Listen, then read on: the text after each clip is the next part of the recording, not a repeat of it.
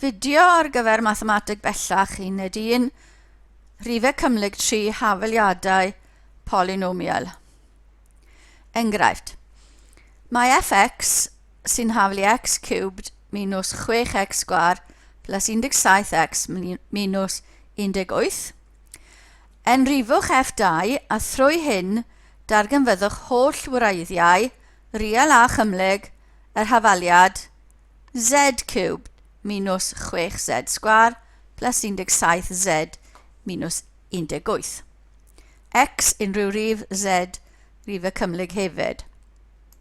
Felly f2, so 2 yn lle x, so 2 cube minus 6 lluosi 2 sgwar plus 17 lluosi 2 minus 18 yn rhoi ni 8 minus 24 plus 34 minus 18 a mae hynna yn rhoi 0 i ni. Felly, mae z yn hafal i 2 yn wreiddyn i'r hafaliad yna, gyda z, sy'n golygu bod z minus 2 yn ffactor iddo, hynny yw yn rhannu mewn iddo. Felly mae yr hafaliad, y mynegiad yn z cubed yn haflu z minus 2 lluosi rhywbeth mewn z sgwar. So z llosi'r term cynta, ni roi z llosi z sgwar yn rhoi z cubed. Y term ola, minus 2 llosi plus 9, ni roi minus 18. Beth yw'r term canol? Ystyriwch chi yr termau yn z sgwar, so minus 6z sgwar ar yr ochr chwith wedi cael ei wneud lan o minus 2 llosi z sgwar, felly minus 2, a plus a lluosi z wedi sgwirio, so plus a. Mae popeth arall yn mynd i roi'r termau gwahanol. So dyna'r termau mewn z sgwar, felly mae a yn gorfod fod minus 4.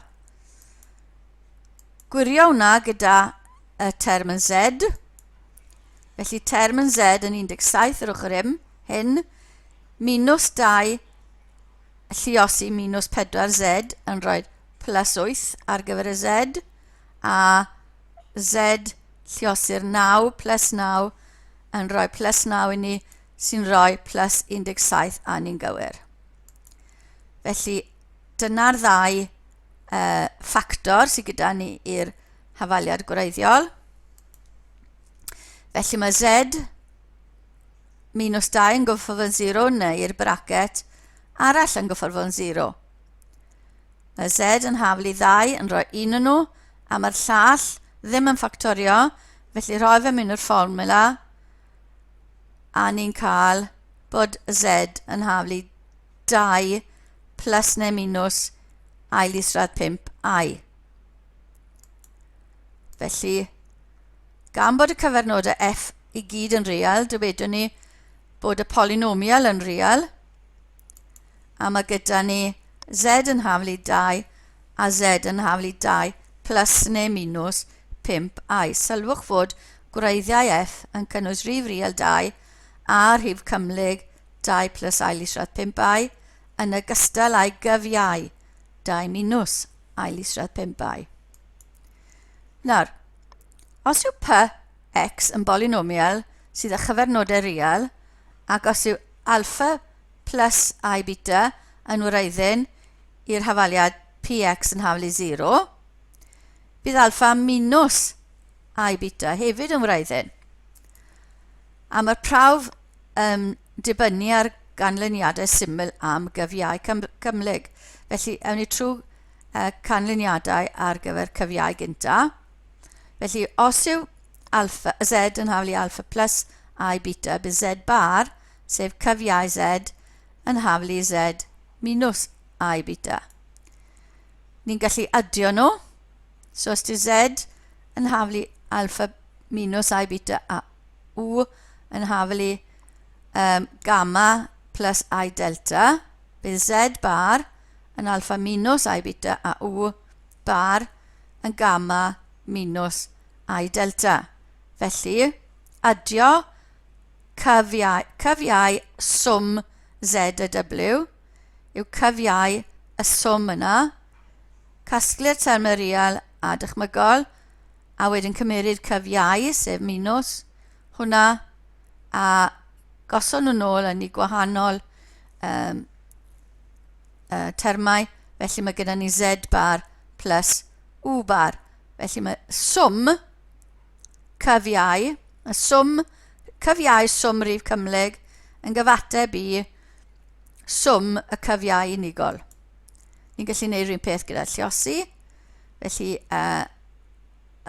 cyfiau z lliosi w yw cyfiau y ddau yna. So lliosi nhw, ni'n cael alpha gamma plus I alpha delta yma, plus I gamma beta, a plus I sgwar, sef minus I beta delta, yn dod fyna, cymeryd y cyfiau, felly rhwng yr i dot, ni'n cymeryd y cyfiau, a ni'n cael y mynegiad yna. Ond, os ni'n cymeryd cyfiau unigol, a wedyn lliosi, cymeryd y cyfiau, lliosi'r una, a ni'n cael plus beta delta fyna, sy'n gwmws rhywun beth oedd gyda ni yn gynt. Felly mae cyfiau, llioswm, yr un peth a llioswm y ddau cyfiau. A un arall, os y'n ni'n pŵer, os ni'n cymryd cyfiau z i'r pŵer n, mae fod rhywun peth a z, cyfiau z i'r pŵer n. O gallwch chi weld yna o'r priodwedd 3 yma, os di z, lliosi z gyda ni fyna, bydd hwnna'n rhoi ni. A mae gyda ni brawf drwy'r nwythiad yma, felly os yw n yn 1, mae'r chwith yn alpha minus I beta, mae'r dde i'r pŵer 1 yn yr un peth, felly mae'r gosodiad yn wir am n yn 1. Dweud bod y gosodiad yn wir yn rhywle, yn c, n yn c, a defnyddio 3 uchod gyda u yn haflu z c, felly z c plus 1 yw z, lliosi z c. Ni'n gallu cymeryd y cyfiau unigol.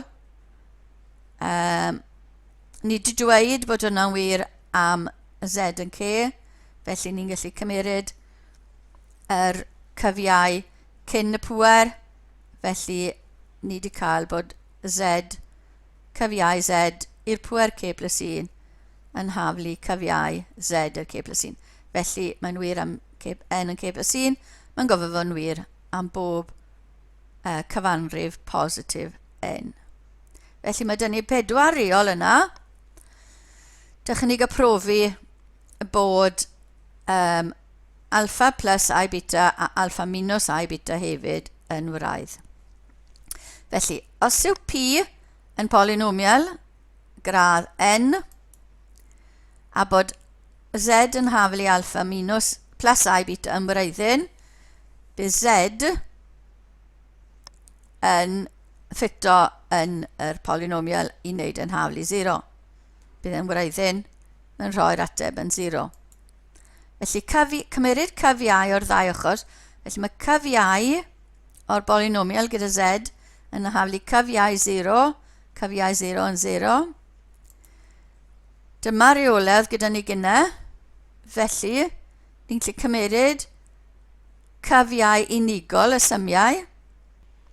Reol 3 yn gweud bod ni'n gallu cymeryd cyfiau unigol bob llioswm, ond mae'r cyfernodau'n real, felly mae cyfiau a, unrhyw un o'r a's, yr un peth ar cyfernod i ddechrau. Felly mae gyda ni a n cyfiau z i'r pŵer n ac yn y blaen. Ni'n lle cymeryd yr n mas o'r cyfiau, felly mae reol 4 yn dweud bod ni'n gallu bod nawr mae a n z bar i'r pŵer n plus a n minus 1 z bar i'r pŵer n minus 1 sy'n rhoi i ni yr un polynomial a gyda ni ddechrau hon gyda z bar yn wreiddyn hefyd. Felly mae os di alpha plus I beta yn wreiddyn, mae alpha minus I beta hefyd yn wreiddyn o unrhyw polynomial sy'n â chyfernodau real. Enghraifft, o wybod bod -3 minus I yn wreiddyn i'r hafaliad polynomial pŵer 4, darganfyddwch y gwreiddau eraill. Felly, gan fod y cyfernodau'r hafaliad yn real, bydd rhaid i'r gwreiddiau cymhlyg fodoli mewn parau cyfiau. Felly mae -3 minus I yn wreiddyn, mae -3 plus I hefyd yn wreiddyn. Felly mae'r rhain z minus un o'r gwraidd a z minus y gwraidd arall yn ffactorau o'r mynegiad yma. Llosir ein, felly mae llosir ddau yna yn mynd i fod yn ffactor o'r mynegiad. Llosir ein mas, so mae z, mae hwn yn plus neu minus I, felly beth sy'n galw'r sgwar, gwahaniaeth rhwng ddau sgwar, so mae z plus 3 wedi sgwirio minus I wedi sgwirio, sef plus 1. So llosir ddau yna, ni'n cael z sgwar plus 6z plus 10 yn ffactor o y mynegiad yna. Felly, cymeryd y term cynta, so mae z sgwar dyn ni. Cymeryd y term ola, so felly ni'n goffo gael plus 5, beth sy'n y canol. A wneud rhywun beth ag yna, edrychwch ar y termau mewn z cubed tro yma. Felly mae 4z cubed ar yr ochr chwith. So z cubed yn mynd i rhoi a z sgwar a z, so a gyda ni. A z cubed yn dod o'r z llosir z sgwar sy'n rhoi plus 6. Felly mae a yn gofod minus 2. Cofiwch bod chi'n gwirio hwnna gyda'r ddau derm arall, a z a'r z sgwar. Felly mae gyda ni doi fracet. Ni'n gwybod bod yr un cynta yn hafelu 0 yn rhoi'r ddau wreiddyn yna. Mae'r ail un ddim yn mynd i ffactorio, felly ni'n dod fe mewn y fformula a ni'n cael y ddau wreiddyn yna mas.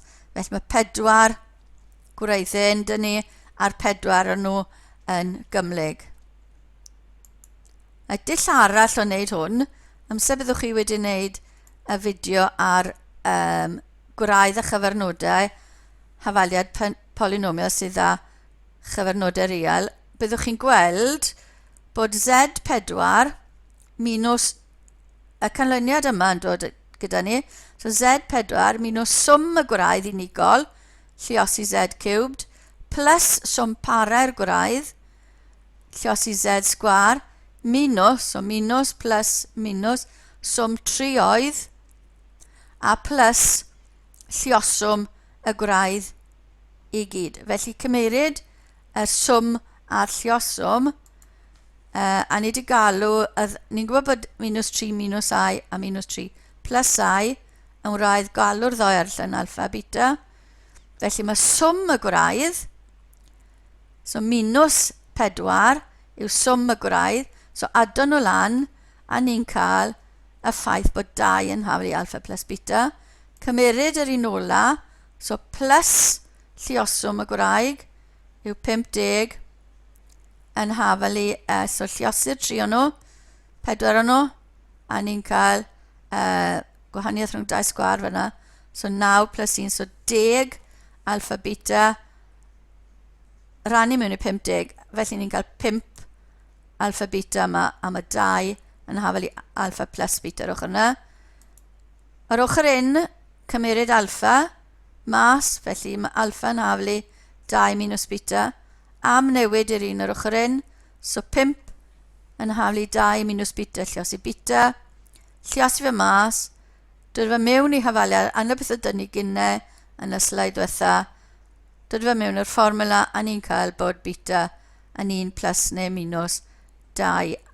So mae alpha a beta yn mynd i fod yn un o'r ein. Felly'r gwraidd yw -3 minus I, -3 plus I, 1 plus 2i, 1 minus 2i. So, dull arall o weithio mas gwraidd polynomial bod nhw'n gymlyg. Cwestiynau i chi drio. Cwestiwn 1, mae 2 polynomial cubic gyda chi. Yn yr un gyntaf, mae z yn haflu 5. Darganfyddwch chi'r 2 arall. Yn B, ni'n gwybod bod z yn haflu minus 4 plus 5i. Felly bydd minus 4 minus 5i. A dewch chi o hyd i'r llall. Yn cwestiwn 2, mae 2 gyda ni hafaliad cwartig, pŵer 4. Triwch chi ddod o hyd i'r gwraidd eraill, a mae 1 i'r pŵer 5 dy chi. So felly, unrhyw ddull o weithio'r un y mas. Daliwch ar y fideo i chi gael gweld bod chi'n gallu neud nhw, a wedyn droia i'r atebion nawr.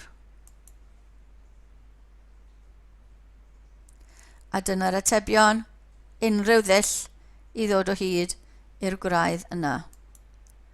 A dyna ddiwedd y fideo ar hafaliadau polynomiaidd gyda rhifau cymhlyg.